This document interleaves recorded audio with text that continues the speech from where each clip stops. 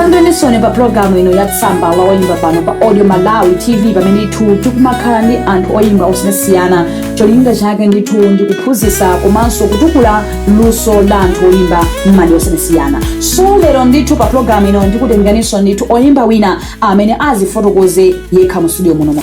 Choyambirira tikulandireni.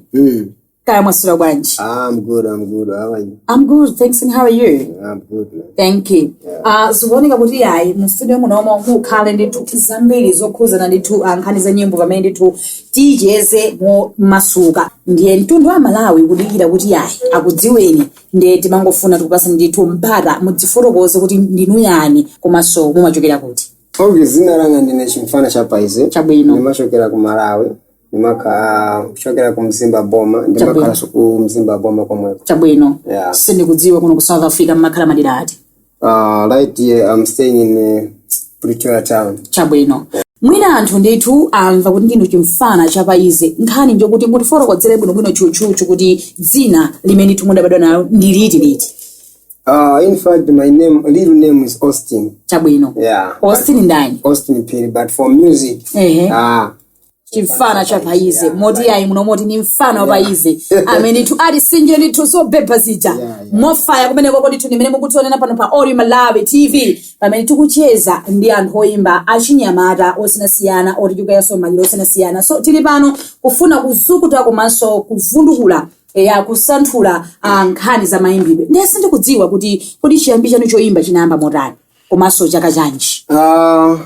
What I can say, I started the music, it was 2018. Chabwino. That time I was here in South Africa. So I go back home in Malawi. Chabwino. So there was another guy there, he's an artist, that guy. Chabwino. So one day he called me, like, he said, my guy, let's go to studio. I want to record my song. So I was like, okay, let's go there. Chabwino. Then we go that side, then he record his songs, Chabwino. then we come back. Then that day at night, then I sleep. So I was like, I dream like I'm in studio, I'm recording the songs. Okay. So I was like, what kind of this dream? Then next day, I say, okay. Then I go back myself there on that guy to the producer. I asked him like, my guy, you know what? I was here yesterday with my friend. So like, at night I dream like I'm doing music. Chabwino. So what I'm asking, I want you to create a beat for me. Chabwino. So that guy said, did you ever do a music before? I said, no, I did, but now I can see like I can start doing music. So that guy was like, okay, I can make a beat for you. So I said, okay, it's fine. Then he created a beat for me. Then I take that beat, I go home. Then I start training myself. I was like having small speaker. I put there. I listen on beat. Then after a few days, then I go to studio and I said, let's start recording. Okay. So the way I started doing my music, I just. So you was talking about for your friends. I don't know that friend is from Malawi or you. Actually, that guy is also artist in Malawi. Okay, can I just a little bit ask you, who is that guy? That guy. Simbapat. Okay. Yeah. So I listened to your speech. You say that you start your music just because somebody call you that you're supposed to make something like music like so. Then after you told me that you told us you say that you go back to your place or maybe you are in your house. Then you dream about this song. I don't know. You mean like you start your music just because you dream it, or maybe you start the music just because for your friend? No, what I mean is like me and my friend, we go to studio. And me that time I was not doing music, you know. Okay. So it was like that guy asked me like, let's go to studio, I want to do music. So okay. I said, okay. So in short, we can say that your career come just because for your friends. After that, you dream about that, then you start to sing. Okay. Let's say we are with chimfana chapaize nitu amena kuforokoza kuti yayi kodi kuimba kwake adayamba motani. Sorry guys, zikuoneka kuti yayi ndi mzungu msune munomo ametu kucheza naye. So musadabwe tizikhaji kupanga both side English and Chichewa. Mudziwa kale mfana wapaize kuti bwelesera zochakuka. So mfana wapaize zikuoneka ngati kuti wanthu akudikira. Can you just improve to the people so that they can know that you can sing. Okay. Yeah. Pasavuti. Yeah, chimfana cha paize. Ine ndine shasha, ntawe zose, ine ndimaka chichidoro cha mugeto, mafana mkunama, ine ndine swaga kutoka za usi, ndikudura kosi. Last. Big up, guys. You can see kuti mfana is akoza unyanja. Arika bangaru zo tamanga aribura arimudziwa kale. Anyamara amasiku anowandetu kuipusha ngene kupusha nditu maluso oyimba nditu panopa tili pano tikucheza nditu nimeri kupangira panopa AudioMalawi TV kucheza ndachinyamara nditu odziwa luso la maimbidwe nditu tili muno ndipo khani pompo pamene tikupitira program yathu ya ticheze ndi anthu oyimba. Azikuoneka kuti mfano pa izobwera ndi za moto nditu apa tikucheza akamba kuti ayi kodi mwati ndikudula kosi muzaka ena tisoyimba, so we need to focus ndi zathu. So tili pano tifuna tifunse kuti kodi nyimboyi imakamba zoti chani kwenikweni? What I mean about this song, it was last year 2024. There was another song that I released it. So I post on my website. So there was guys, they was talking some comment. Yeah. Zoti zokupanga weyo ukale pa higher pa BP. Yeah, some comment there was so bad. Yeah, kukwesa basi weyo. Like when you are pushing your thing, people they come and they want to put you down. Yeah. So I was like, okay, fine. So later on I asked those guys, and those guys they are my friends. Then they come out with teasing me. So I create something. I said, okay. It's like a tease, but you know what I mean. So because I want to and Toimba and the Antwachabi. You can kuma wesanga disinduzoa after that they can call a song from that situation. So please guys, don't do that. So topitilira chitu chako choimba, you mentioned that you gonna ulindi munthu wina wake amene nditu angakupanga push amene tu I don't know kuti ndikambe modani komano can you tell us ndi ati amene oimba amene so umahopera kuti nditasafika baba maybe I'll be like somebody? As for me now, the artist that I like is music. Ni nani kweni? Physics. Physics pajana imba nyimbo yanji. There's a lot of songs. Which means you don't like him. No. If you sing unazokuti sometimes mukonda wina wake kapena kuti no, pari nyimbo ina get. Ngamatijani funa flow muno. There's another song that they did. There's a lot of artists. There's Dando. Yes. There's Mas that RIP. I'm sorry for that. Yeah, less in Christmas. There's many artists. So I like it. That guy, Physics is pro. Okay, come on, physics. If you know you like him, you like his music. At least you're supposed to make something la. You can see good more paper to we so that we can become upcoming artist. Okay, I'll be the one because jama. So, osaiwala muli pano pa Tsamba laoimba program pano pa AudioMalawi TV omwe yakupasilani ndi AudioMalawi.com. Mothandizidwa ndi Dafe Films, Triple K Films and Ben Records. Osaiwala pano ndithu ndi pa Tsamba laoimba limene madzukuta komanso kusanthula luso la chinyamata. So mbale wanga tupitirirabe. Mwina anthu nkumayembekeza kuti chifana chobeba chabwera uvurumule tu music itu apa. Ka video kena kahake kajotonese kuti people they can believe that you can dash something like that. Yeah. Come with shikoshikari. Shikoshikari. Wina? Shikoshikari. Ababa tindi faro baize koma bwesa nzamoto tukanika anuzaka. Nditili pompo tatendi tu timvetsere kuti kodi nyimbo yatinyamula zotani because mfana wabaize watopyeza kale mwina. Mari mutu wake jancha? Chikoshikari. Mwina nkutega ndi mibeni situkuziwa. We don't know and I can't ask you now. We need to listen the music first. Thereafter, we're gonna have some question. But in muntu wanyamula mabomba. Tene tu tuonele video mene washouts. Chimfana cha paize. Austin forever boy. Yakachika mbepo ati bwanji hapo Chikochikali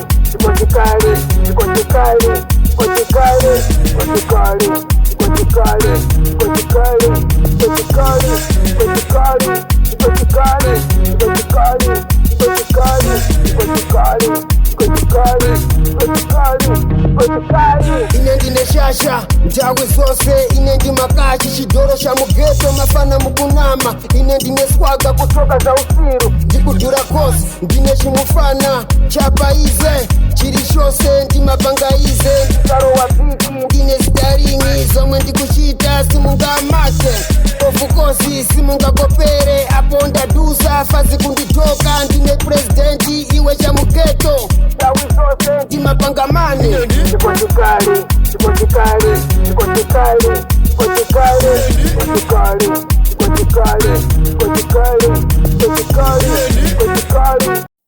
Chiko chikali mkuzakale mafana apa ize kuzwajani many mavinamwe maybe people they'll be like kwa moto kuzwaka mu studio mwera kubeba kuti yayi kwabwana chifana chapa ize kuzwaka apa sundamba kaiza maniga amen so nkhani njokuti bale wanga mwina nyimbo iru nkumavina urabwesa dzikwanje yayi no. Tell us the truth. Yeah? Do the zone. Ndamba kuopa atu ingakhale neyo. I don't know the meaning of that song. Oh, yeah. Yeah. So tell us about this song. What does it mean? You say kuti chikochikali. I don't know if I'm pronounced nicely. Otherwise you can just kuju. No, according to that song, like I said, that song I mean a lot of things. Chabwino. In my language, like exactly Shikoshikari Sengoro, because I grew up in the ghetto, I grew up in the ghetto. So, in the ghetto, we have Shikoshikari Sengoro. Ngolo, you made That's one is like, when the time that you have, what I can say. Imene mwina mwange makolo watu wakautisa na kule chigali moto chije. Yeah, so we use like kuti ngati ngombe kwanu kuli ngombe ziwiri pa. Yeah, then you know what I mean. So I don't know kuti what does it mean kuti imagamba kweni chani kweni. I don't understand. You know that thing, that one I just said like I'm a president of a ghetto. That thing we used to what I can say. Mumanyamulia zambiri so iwe ngolo. Yeah, and the master. You are master. Yeah, I'm a master of the ghetto. And I feel like maybe say masikwanje. Mwana sort of urage rwana nyamara masikwano. You know how to sing umaso kuna baka mkozo kaso. So say wala in the program yetu kumajeza ndachi nyamara. You can see fana mugero, right? Yeah, something like that. Chifana chobeba cha mugero. So bale wanga people will be like so can you just remove your glasses so that I can see your face so that fana bale wande waitaro. Inu handsome oyimba ziko osamba we mina bayo you can feel unazori yayi antu akamayimba even message yoka iko zongo basa mwina mafure nage niyofuna ubeba zamugero mzwakali kuma njoyisa nako so mbale wanga tayeza kumanso litu tayeza thank you so much ndakuona because you didn't remove the glasses once you come here I was like boom fana ndangomva so jidzinazo ndende mamuno momuvura mfana baize komano ndikwamikire kwambiri facha nyimbo yabwino yovinika inenso I think one time I'll be like so okay khali njokuti sibafuna kuti dziwe bwino kuti mmene mwaforokozera chiyambi chanu komanso mmene mumayendera how kweni ndimafuna ndifunse uli ndi maabamu angati mu nyimbo zako? I've got a lot of songs. As for now, I think I can create 3 albums. Okay, so which means in your songs you got 3 albums. Yeah, 3 albums. So for some kumati mu maabamu atatu memwe nawo ndi chamba chanji chimene ni mumayimba? Actually me it's a secular music. It's secular music. Yes, secular. Chikochikali, chikochikali, something like that. Tukuvinabe ni mfano oba easy. Ndi apa basi ndikumvetsetsa muno bwino. Kusonyeza kuti secular ndi nyimbo imene mwati pasayija chikochikali kapena kweni chifani mafusa za chamba kuti mumemba chamba chanji. Ini kweni doing Pasada. Okay. Zambian Shoni. Okay, chabwino. Yeah. Okay, chiko chikasina kafesiti maziziwe. So now thank you so much for because madipanga correct. Chiko chikale, chiko okay, I'll be a coming artist soon. Okay, nkhani ndikupitirirabe. Tatuzeko zinthu zovuta zimene umakumana nazo ukudziwa moyo wa music ambiri tamadandaula. So can you tell us the challenges that you face on that career? Music, there's a lot of challenge. What I can say now, sometimes, you create a song. You have to buy a beat, recording, video. It's a lot of money, So, yeah, we are just trying, like. So, which means if you say that sometimes you buy some beats, buy beats, which means you spend money a lot of money, to make a video to look nice.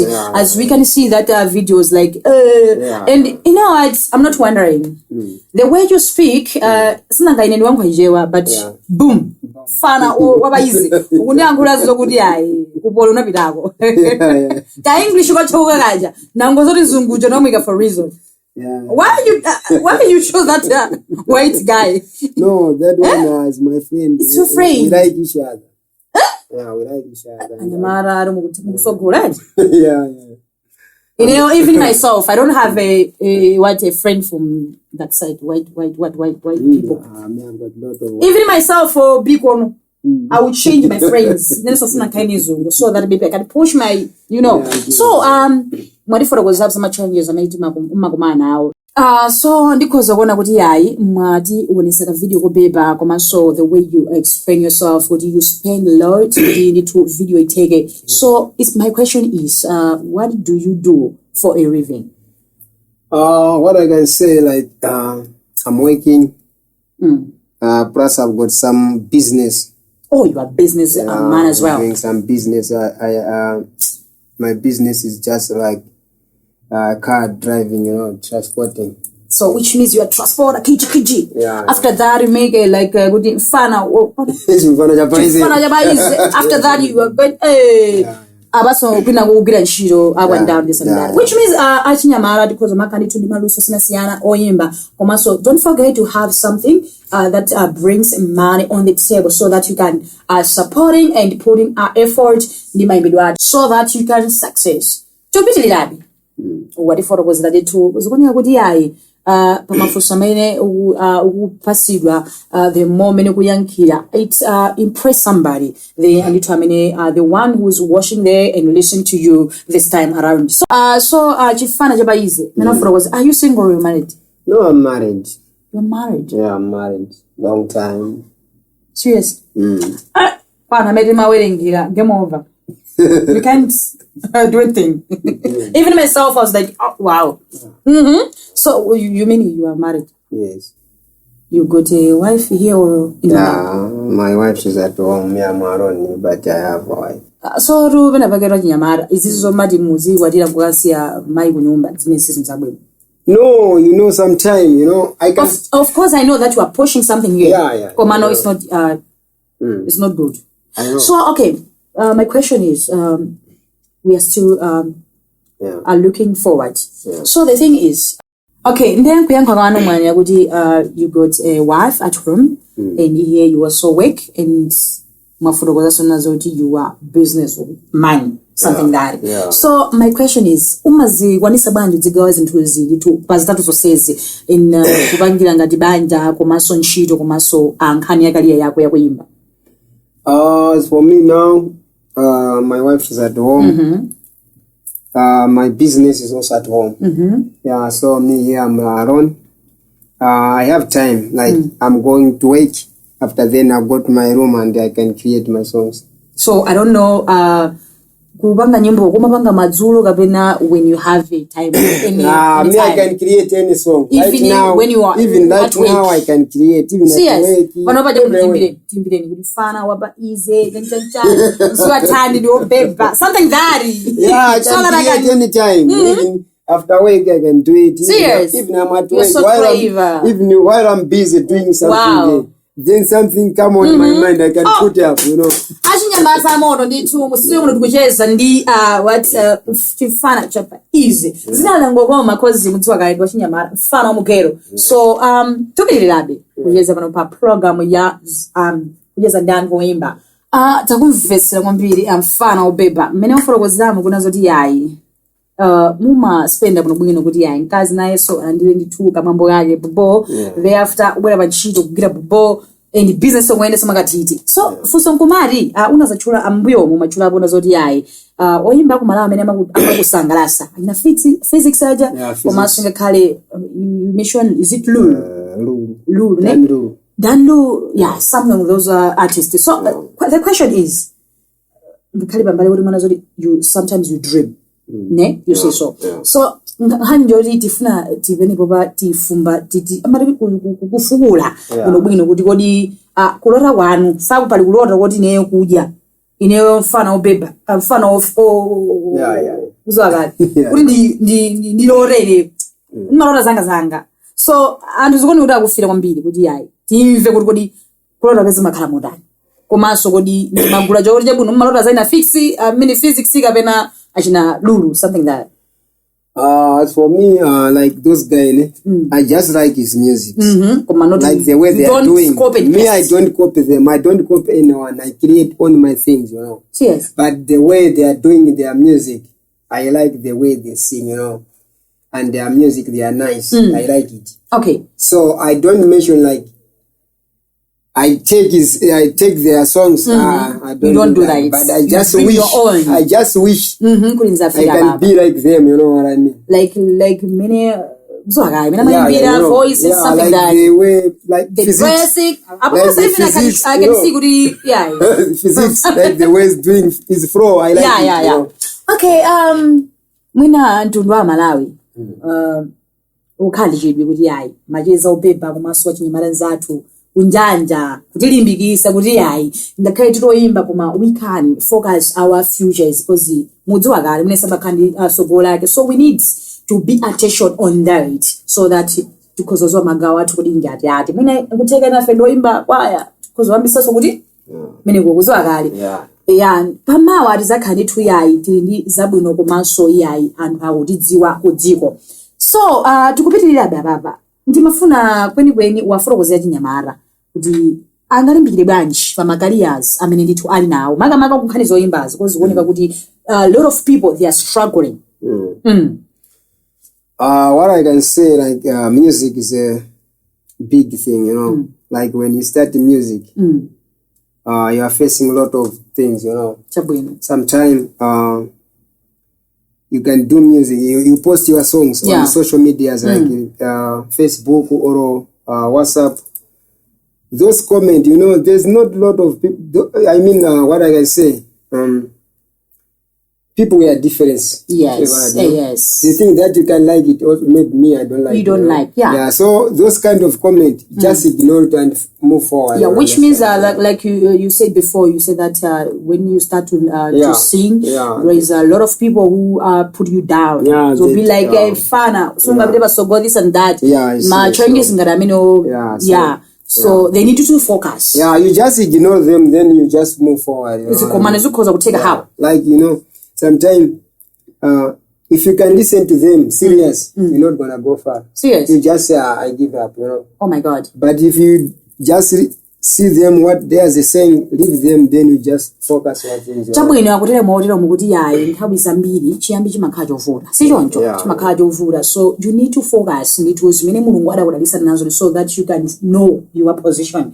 No matter what kuti wanthu akamba zambiri zokunyozani you can't go far this and that ndina anthu osachena in music industry you can't do anything you can't zambiri mbiri zimene timakamba anthu zofokesa achinyamata so malangizo amfana urani bachi chimfana chapaize akupereka ndithu kwa makosana tonse kuti yayi tipange focus kunkhani imene mulungu adadalisa nayo ndetili pano nkhani ndithu kudziwisana komanso kufanthamula zinthu zochuluka za anthu oyimba so funso nkumari how do you promote your music so that maybe people they know maybe kuti amakudziwani bwanji wanthu how do you promote your music? As for me, I've got a YouTube channel. Chabwino. Oh, you are on. Yeah. I've got YouTube channel. Chabwino.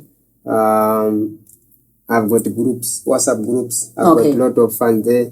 Like when I pull up the songs, I post there, and I've got a lot of groups WhatsApp. Even this channel, we are going to help you as well. Yeah, thank you very much. You're welcome. Yeah. So, achinyamara nimene nditumbuto ninamuno studio tukucheza ndi chimfana chapa easy. Yeah, chimfana chapa easy. Yeah, mutongona lero kuti yayi kwavuta lero titi tumenya ndi tu manja. Timba ndipo after this tuyimba tukutosayiso na feso nyimbo yathu. Apa tikumaliza ndito program yathu ndeti sanapite mwina nkuteka amene amakuonerani komanso amene amatimvera ali ndithu ndichidwi nawe mu studio muno. Mwina nkuteka ena khontu kukhala ndi kena kake fala lesenga tikupanga support in your music and kufuna so thandizo lako sindikudziwa kuti angakupeze bwanji mwina ukhoza kwadziwisa. It's very simple. All right. I can give you my number. My number is 0655248939. That's my number. Chabwino baba zikuonekera kuti tinali munthu fana ufana nani kuti fana chapa easy chifana chapa easy chimene tu tinali nacho musuyo muno timacheza apa nimene tu timachezera ndi chifana chapa easy musuyo muno pamene amatifotokozera zaluso lake mwaona nokha ndithu ndipo mwamvetsera mmene anayambira komanso mmene akuyendera usanapite tadziwise anthu mtundu wa Malawi amene ndithu umakuonera msiku lali kuti ayembekeze zotani kuchokera kwa iwe. As for now, I'm creating something. I've got another song I want to do a video. Okay, sure. End of this month. Chabwino. Yeah. So zoti ya muntu we ulinima video litu ambiri. Yeah. Okay, chabwino. Mawa komalizi.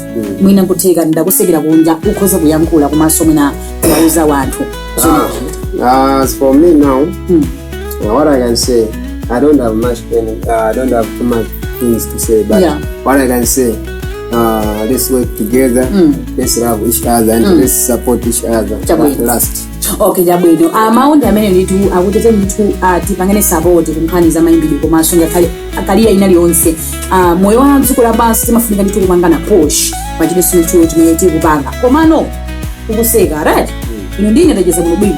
Mwarusa nditu kanyumba kajamu kuti ka tipo chikale mwatibwesera zikwanje chanchani zambirimbiri mene mukupita mwina nkuteka so mwandisungiraso kunyanyika kumphasa. You see? Nyimbo ijafa ikumavinika muno bwino.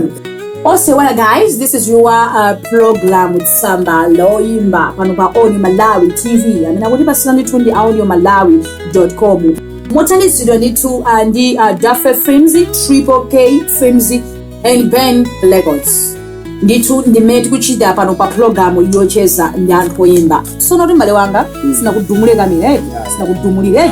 Apa ndaona kuti ayi ngakhala mathawa koma bendwe wina wake ntumbuka. So ndikunyadira mbale wanga. Iyani tipangiriyo ke sinanga ziwakali yamanika ana mugeto ndikunyadira fika kukhala ndi nthawi yocheza nafe ambuya kudaliseni pamene ndithu mukupita ifeso tupasine malangizo ndithu osa nene kuti osafoka yayi. Keep on moving, push hard, so that one day nzakhangala na khoke aja anyina lulu anyina mama umafira a lot of guys, so you be star one day.